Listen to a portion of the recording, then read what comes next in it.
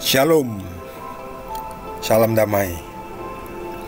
Sebelum saya bahas perikop hari ini, saya akan baca isi perikop dengan judul Yesus dalam rumah ibadat di Kapernaum dari Injil Markus bab 1. Mereka tiba di Kapernaum.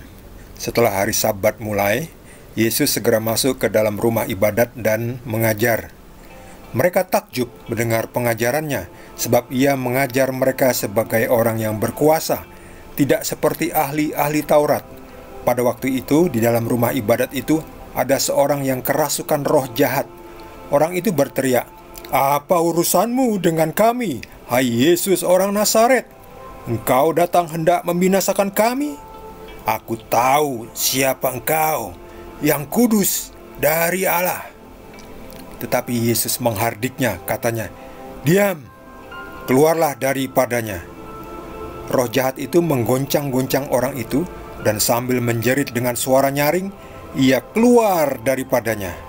Mereka semua takjub, sehingga mereka memperbincangkannya, katanya, "Apa ini? Suatu ajaran baru? Ia berkata-kata dengan kuasa. Roh-roh jahat pun diperintahnya, dan mereka taat kepadanya." Lalu tersebarlah dengan cepat kabar tentang dia ke segala penjuru di seluruh Galilea. Demikianlah sabda Tuhan.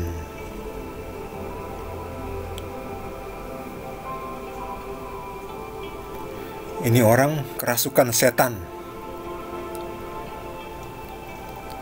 Beda dengan orang yang kerasukan Roh Kudus.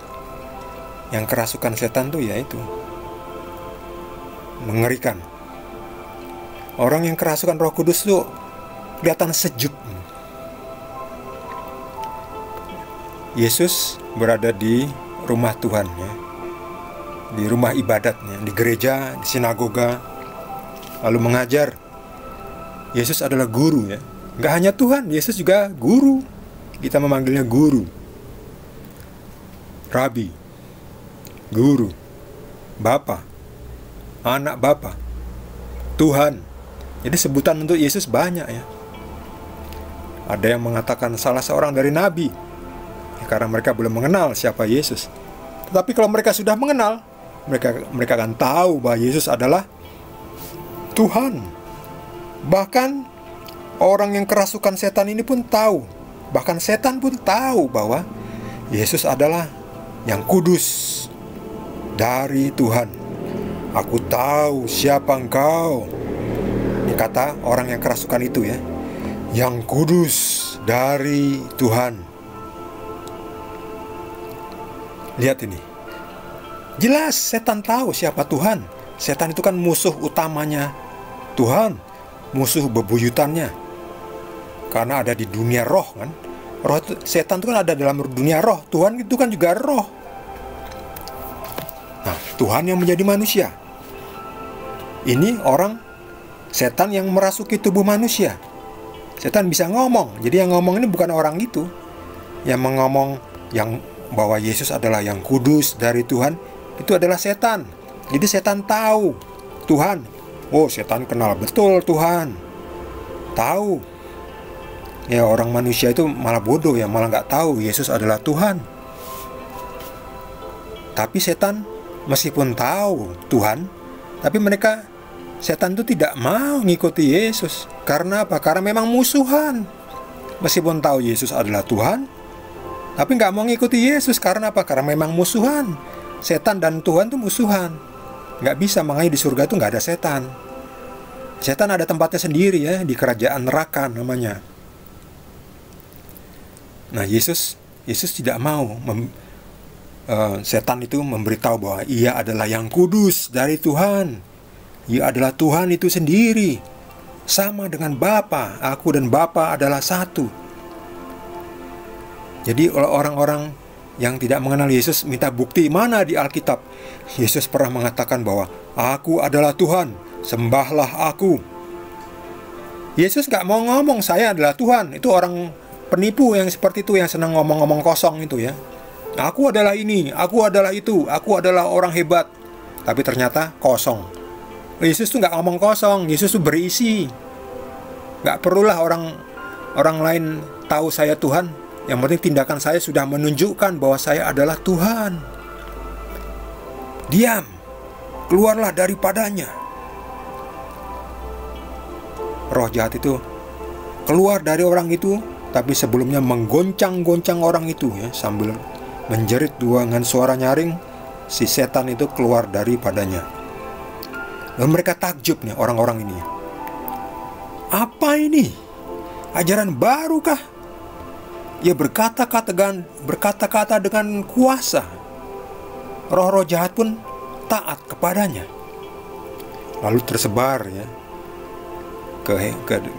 kedahsyatan Tuhan Yesus. Jadi Tuhan Yesus itu mengajar dengan kuasa. Tidak seperti ahli-ahli Taurat yang mengajar dengan hafalan atau hafalan. Yesus mengajar dengan kuasa. Karena apa? Karena dirinya adalah ajaran itu sendiri, firman yang menjadi manusia. Yesus adalah firman yang menjadi manusia, sabda yang menjadi manusia. Jadi mengajarnya dengan kuasa. Ada kuasa. Kuasa siapa? Kuasa Tuhan. Tidak seperti ahli-ahli Taurat yang mengajar dengan hafalan, dihafal. Kayak robot, mereka tidak paham apa yang mereka ajarkan, karena mereka cuma hafalan. Hafal sekali mereka, tapi nggak paham, nggak ngerti maksudnya apa, dan nggak mempraktekkan. Beda dengan Yesus. Yesus adalah Tuhan itu sendiri, sehingga pengajarannya itu mengandung kuasa. Ia mengajar mereka sebagai orang yang berkuasa. Apa ini? Suatu ajaran baru. Ia berkata-kata dengan kuasa. Ya ini makanya ajaran baru. Makanya kita nih pengikut Yesus mengikuti aturannya Yesus, tidak lagi terikat oleh aturan hukum Taurat. Aturan hukum Taurat itu diberikan kepada bangsa Israel ketika Tuhan belum datang. Tuhan belum menyatakan dirinya, jadi mereka masih terikat dengan aturan-aturan yang kaku. Tuhan sendiri sudah datang. Nah, aturan-aturan itu luas, jadi bisa dipahami. Tidak seperti robot. Robot itu seperti program kan, disuruh buang sampah, disuruh ngangkat ini, disuruh mukul ini, dipukul ini, disuruh motong ini, motong itu program. Kayak robot. Pernahkah Anda mengunjungi atau melihat pabrik mobil ya? Itu ada peralatan robot ya, yang ngelas, yang pasang kursi, pasang spare part ini, spare part itu, pakai robot itu. Robot itu nggak bisa melakukan hal yang lain ya, karena programnya hanya untuk itu. Makanya ahli-ahli Taurat itu seperti robot, bisanya cuma hafalan. Mereka nggak paham. Nah, makanya Tuhan datang memberi kita ajaran baru, yaitu apa?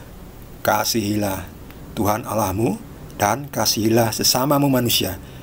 Dari dua itulah bersumber segala hukum-hukum yang lain, hukum-hukum turunan di bawahnya.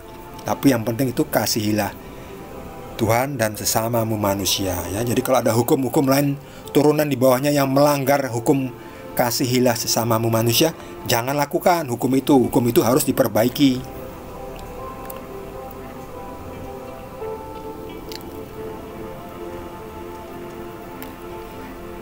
Tersebarlah dengan cepat kabar tentang Yesus. Nah, disinilah Yesus mulai dikenal dan menjadi terkenal. Nanti pada perikop berikutnya, Yesus tidak hanya mengajar tetapi menyembuhkan, membuat banyak lagi mukjizat. Ini mukjizat mengusir setan. Ya, kalau orang yang bukan dari Tuhan tuh nggak bisa mengusir setan, bisanya kesetanan. Jadi orang yang tidak bersama Tuhan itu bisanya ikut-ikutan jadi setan. Tindakannya seperti setan. Beda dengan Yesus ya. Beda dengan pengikut Yesus. Pengikut Yesus itu justru ditakuti oleh setan. Setan takut kepada pengikut Yesus.